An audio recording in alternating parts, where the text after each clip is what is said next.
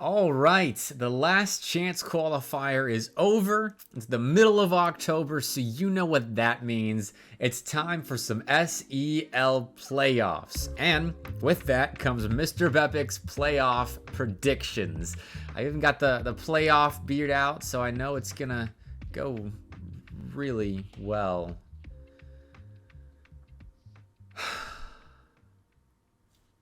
All right, it's no secret that my predictions have not been good through the last chance qualifier. So, in an effort to be fair to all the teams playing in the SEL Season 4 playoffs, I'm just going to do power rankings going into the top 16 because I'm not trying to curse anybody's playoff run. I know how valuable these fall split points are when it comes to making land in the spring. So, completely unbiased, top 16 power rankings. Here we go. First up, ECU, East Carolina. They're my number 16. They had a great lower bracket run to the last chance qualifier. A series win over UNCC in Game 5 is a great result for them. Unfortunately for them, it's their first kind of big result this year. Their first win, honestly, that hasn't come against UNA or Baylor, who didn't even make the last chance qualifier. So great win for ECU, and then to follow that up with a sweep over Montevallo is solid for the Pirates. But they got to do more in playoffs to prove to me that they are more than number 16 on my power rankings. So just like Clemson, UAH, UAB, those kind of teams who had a hot LCQ, I just need to see more than one hot day to completely disregard their group stage results. So good luck to the Pirates in the playoffs because they seem to be hot right now, but we'll see what happens when they play against a top 8 team in that first round. Next up is Auburn, who has been so up and down this season, and that continued in the last chance qualifier. Beat UAH White in Game 5, then got swept by Clemson on the upper side, but they beat South Carolina Garnet, who was a solid team, and I had pegged as a playoff team. Auburn, that's a good win, but just like ECU, I gotta see more to be convinced. Their closing of series has not been great this season, and once they start to play better teams in the postseason, that's going to have to change for them to get bumped up in the power rankings. So I would not be surprised to see them go out 0-2, but this team of all the squads in the bottom 8 of my power rankings, I think has one of the best potentials to make a top 8 run. And the Oklahoma Sooners, a team that I had a tough time rating on this list. I put them at 14 because they came through the last chance qualifier on the bottom side, but they lost to UAH Blue, and I don't know, quite honestly, if that is a result of UAH Blue just being a hot team or Oklahoma being on a downslope right now. So time will tell in the playoffs for Oklahoma, but they got to prove themselves, and they've got the experience to do it. Bono has been in the SEL postseason a lot in his SEL career, so I'm looking at him to lead the charge, but this Sooners team, very exciting, and I can't wait to see what they're able to do in the postseason. And at number 13, I've got UAB. The Blazers are another one of those teams that had a hot day in the last chance qualifier, but looked really good while they were playing on that day, showing glimpses of what maybe the ceiling or upper echelon of play looks like for this team. And their defense was incredible. I watched the end of their 4-game win over Louisiana Tech, who I thought was going to be a playoff team, and that back line was unbeatable. I'm sure I've got a clip of it playing right now. That Butters save that he clipped was absolutely incredible, and that sums up how they played on the first week of the last chance qualifier. But I gotta see it on more than just one Wednesday this season. Playoffs is the time to do that for UAB, but it's a big reason why I've got them at number 13 despite looking really good against UNCC and Louisiana Tech. So we'll see what they're able to do in round 1. Now at number 12, I've got Florida. The Gators were the only team in the last chance qualifier to make it out of the top side without being an underdog in either of the 2 series that they played. And that is for good reason, because this team is solid. It was a playoff team from the very start, I think. Completely fresh roster for the Gators, and they've proven themselves as a playoff team in the SEL. Just one that I think is kind of a gatekeeper of the top 12. So I've got them right at that number 12 mark because I would not be surprised to see them win at least one series in the postseason here. Their offense has the capabilities to do that. I'm just not convinced they're able to beat another team in that top 12 themselves. So playoffs, good opportunity to get a season-defining win and one that shows everyone what you can do in the spring split. But Florida has yet to register that big resume building win, and as a new team you kind of need that to gain some respect in the SEL. So I'm looking at that round 1 matchup against Cumberland as a proving series for Florida as to what they're able to do in playoffs. So looking forward to that, but for now I'm keeping them at just that number 12 spot. Number 11, the Clemson Tigers. This team is feeling good. Snipes is feeling good in his last run through an SEL split/season. Masal was finally unleashed in the last chance qualifier. Clemson goes 6-0 through the top side and makes it to playoffs. I don't have them on top of UAH Blue or FAU, or the last remaining LCQ teams I haven't talked about yet, just because I'm wondering if they can keep this going. It was one hot day, same as UAH Blue, but then I saw UAH Blue back that up on land, like we'll talk about in a second. And for Clemson, I just got to see more from them in this form. They looked killer against Alabama and Auburn, the two teams they swept. So going into playoffs, I've got them at number 11 on the top side of the LCQ teams. Just, can they keep it going? It's the big question.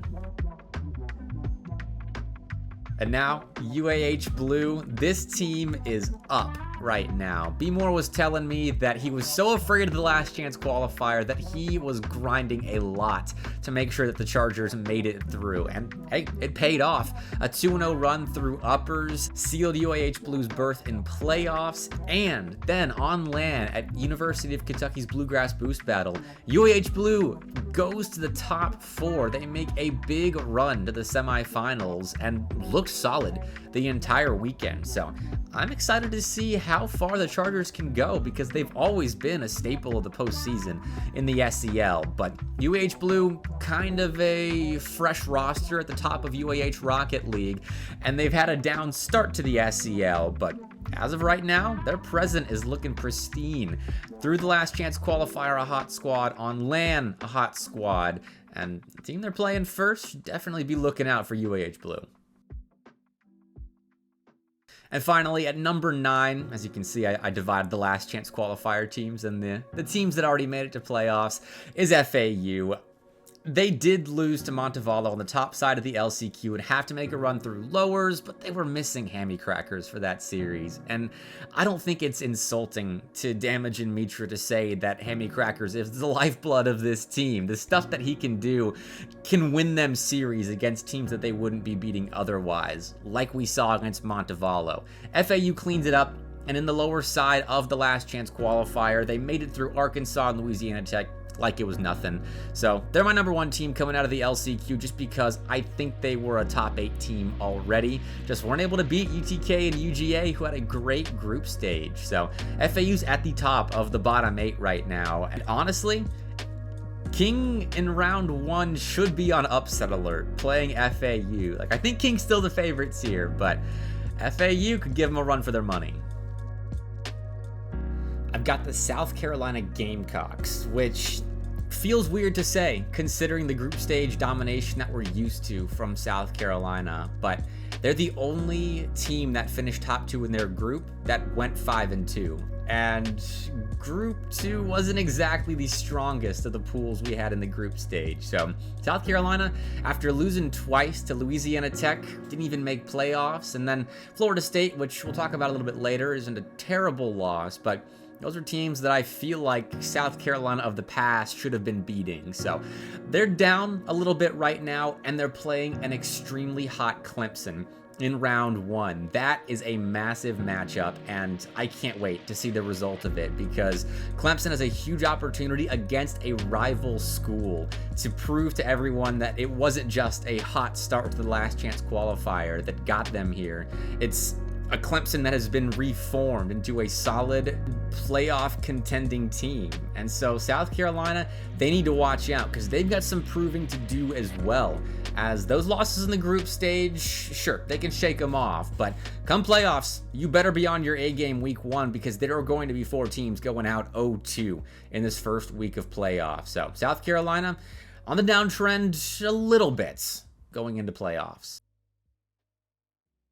Now, number 7, the Cumberland Phoenix. This is where the rankings really start to get tricky for me because Cumberland went 6-1 in group play. They only lost to Georgia State, who ended up finishing number 1 in that group 3. They just have also been performing a little shakily elsewhere outside of the SEL. I watched them on land at the Bluegrass Boost Battle go out top 12 when they probably should have been a top 8, maybe top 4 team, and they didn't really look themselves. It was rocky for Cumberland at BBB, so I'm wondering if that bleeds into the SEL postseason or if Skyline, Aurora, and Magic can sort it out. It doesn't seem like everyone's on the same page when they're on the Rocket League pitch, so that does have to get sorted out, which is why I've got them at number 7 right now instead of higher, but Cumberland can do it. I believe in them. They're still a solid team in the SEL, and Florida is their round 1 matchup is going to have to work hard if they are going to take down Cumberland. That offense of the Gators is going to have to be online to beat Cumberland, who can honestly do the same exact thing on their offensive side of the pitch. Aurora especially. He's crazy with the mechanics, and with Skyline and Magic backing him up, teams should fear Cumberland in the postseason, even with those rocky results recently. And at number 6, I've got the UGA Bulldogs. They finished 2nd in that Group 1, only losing to UTK in Game 5, as well as notching a reverse sweep win over FAU. And number 6 can fool some teams into thinking that UGA isn't a top team in the SEL. They most certainly are. In their return after not having played an SEL season since Season 1, Bulldogs have looked phenomenal. They just can't be put above any of the group winners in my eyes. And then King and Kentucky, I think those are 2 of the top squads in the SEL. So despite the Wildcats being a number 2 team in their group, I can't put UGA over them as well, which puts them at number 6 for me. And in round 1, they've got UAH Blue, who played very well in the last chance qualifier, so I think it's a good test for the Bulldogs, but I still think UGA should probably be winning that one with ease. As UAH Blue, great roster, great run they're on right now, but UGA, in the words of DJ TJ, they just got it. He told me he's a big believer in the sentiment that you either got it or you don't, and UGA obviously has it, which is why they're a top 6 team in the SEL right now. Florida State's gonna crack the top 5 of my SEL power rankings. The Seminoles won their group. They beat everyone except for South Carolina Garnet, which was an odd loss in Game 5, but Garnet's out of the picture now. They didn't make the postseason, so Seminoles don't have to worry about them anymore. They can go on another playoff run like we saw out of them in Season 2, and I honestly don't know who can beat them right now outside of the top 4. It's going to be difficult to take them down, as Fries and Luigi always on top of their game, one of the best duos in the entirety of the SEL. And then Trix as well, well-rounded player, capping off a star-studded Florida State roster. They're always kind of flying under the radar when it comes to results in the SEL, and this season, less so. Topping their group, taking down South Carolina, who's traditionally had their number, and then round 1 of the playoffs, they'll be taking on Auburn Navy, who they should definitely be beating. I mean, Auburn, they can't beat top teams right now. They'll take them to Game 5, sure, but they can't beat them. And Florida State, yes, their lone loss came to South Carolina Garnet, who Auburn beat in the last chance qualifier in Game 5. But this is playoffs now. This is where things get very serious. And I have a feeling Florida State's going to lock in and return to that playoff bracket form that we know they can show us in the SEL. At number 4, I've got Georgia State. They topped a highly contested Group 3, beating Cumberland, Alabama, Auburn, big teams for that number 1 spot in the 3rd group of the SEL group stage. So coming into playoffs, Monk, Shady, and Buddy can really make some waves. I mean, Shady and Monk, honestly, I would have as 2 of the most mechanical players in the entirety of the SEL, which I think puts them in contention against any roster in the entirety of the Southeastern Esports League. Yes, even Kentucky, King, UTK, those top teams, they could beat them. Georgia State, it's their rookie SEL season, but they could honestly make a deep run in the playoffs if they're playing at that form that they were using when they beat Auburn and Cumberland in back-to-back series a couple of weeks ago in group play. Georgia State should be feared, especially on the side of Oklahoma, who they're playing in round one. I almost forgot to go over who they were playing, but that's just because I have Georgia State as massive favorites against Oklahoma. Nothing to slight the Sooners. Bono, great player, great leader of this OU Rocket League team, but Georgia State, top 4 team right now, and I've got them making a deep run, so we'll see what happens, but I'm thinking 3-0 or 3-1 here. All right. Top 3 of my SEL power rankings. Number 3 is going to surprise a lot of people. I'm putting King there, which is going to take a lot of defending on my part, but they lost to Kentucky on the last day of group play, so I can't in good conscience put Kentucky below King. And then UTK is the other team that we would be talking about taking that number 3 spot, and they looked so good at the Bluegrass Boost Battle that I can't put them at number 3 as well. And keep in mind that this is a King roster with Big Wade in the lineup instead of Storm, which I've gotten confirmation from them is the lineup that they will be playing with all throughout playoffs, which, as always, no slights to Big Wade. He's a great player, but he's no Storm. And King won the Bluegrass Boost Battle with Storm, Turbo, and Cynical as that 3-man roster. But in the SEL, Big Wade in, losing to Kentucky. I'm putting them at 3rd, but this top 3, I think, is going to be finishing top 3 in the SEL playoffs. I don't see anyone beating UTK, Kentucky, or King. Although the round 1 matchup for King in the playoffs is FAU, which, if there was any team outside of the top 8 of these power rankings that could beat a top 3 team, I'm thinking FAU is that team.